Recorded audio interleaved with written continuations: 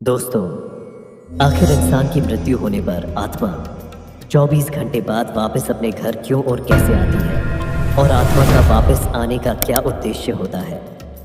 आज हम इस तथ्य को गहराई से जानने की कोशिश करेंगे जो मृत्यु के बाद के सफ़र के बारे में आपका नॉलेज बढ़ाएगा।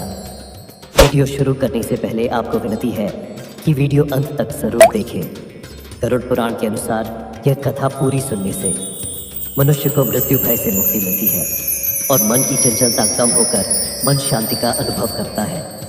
अगर आप चैनल पर नए हैं तो चैनल को सब्सक्राइब ज़रूर करें और आपको हमारी इन्फॉर्मेशन अच्छी लगी तो अपने दोस्तों को ज़रूर शेयर करें।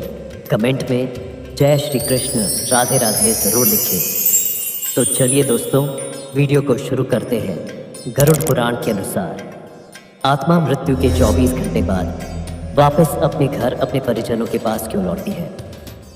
एक समय भगवान विष्णु का वाहन गरुड़ मृत्यु लोक यानी धरती पर घूम रहे थे। तब उन्होंने एक दृश्य देखा। उन्होंने देखा कि एक इंसान की मृत्यु हुई है और उस मृतक के परिवार के लोग अपने परिवार के व्यक्ति की मृत्यु होने से दुखी हैं और रो रहे हैं और भगवान से उस व्यक्ति की पुनः जीवित होने की प्रार्थना कर रहे हैं।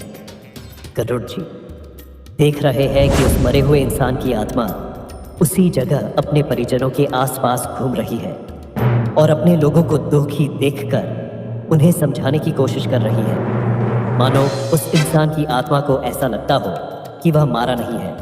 वह आत्मा अपने परिवार वालों को जोर जोर से चिल्लाकर बोलती है कि मैं यहाँ हूँ और आप किसके लिए विलाप कर रहे हो। लेकिन उस समय उस आत्मा की बात किसी को सुनाई नहीं देती, ना ही वह आत्मा किसी को दिखाई पड़ती है। तब वह आत्मा अपने परिवार वालों के पास जाकर अपने हाथों से उन्हें स्पर्श करने की कोशिश करती है, लेकिन वह स्पर्श नहीं कर पाती। इसी बीच वह आत्मा बार बार अपने मृत शरीर में जाने की कोशिश करती है, लेकिन वह अपने शरीर में जा नहीं पाती।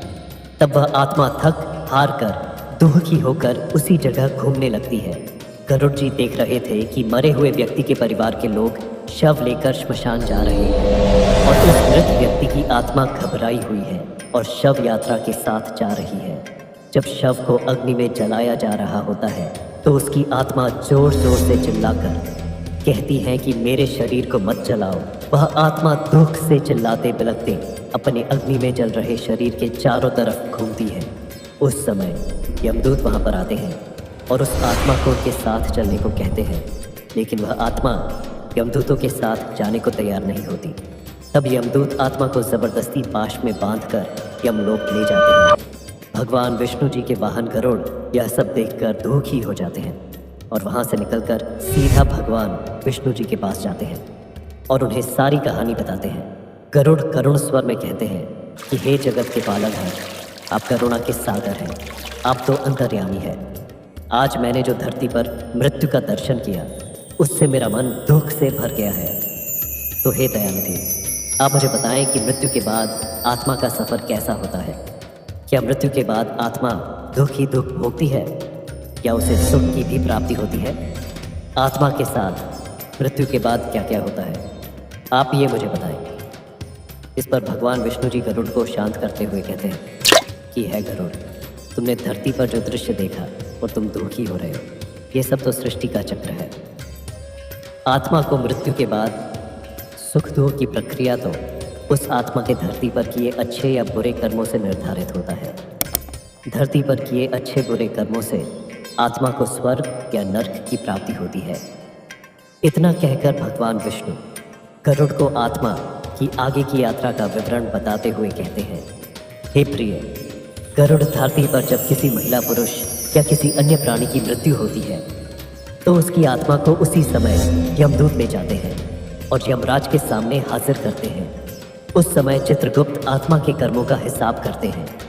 यह सब होने के बाद यमदूत उस आत्मा को धरती पर लाकर छोड़ देते हैं और उसके बाद वह आत्मा 10 दिनों तक अपने परिजनों के साथ रहती है। इन 10 दिनों में परिजनों का दुख कम होते देख आत्मा भी शांति महसूस करती है। जब 13 दिन की सभी क्रियाएं समाप्त होती हैं तब आत्मा अपने अगले सफ़र के लिए तैयार होती है। तब यमदूत एक बार फिर आत्मा को ले जाने आते हैं और आत्मा को अपने साथ ले जाते हैं और एक बार फिर आत्मा को यमदूत यमराज की सभा में लाते हैं। तब चित्रगुप्त उस आत्मा के कर्मों के बारे में यमराज को विस्तार से बताते हैं, ताकि उस आत्मा को स्वर्ग जाना है या नर्क, इस बारे में निर्णय लिया जा सके। आत्मा जब स्वर्ग नर्क की सुख दुख भोगती है और उसके बाद उस आत्मा का अगला जन्म तय होता है। यह कथा गरुड़ पुराण में वर्णित है। आपको आग्रह है कि भगवान का आभार व्यक्त करते हुए कमेंट में जय श्री कृष्ण जरूर लिखें। आपका दिन शुभ हो।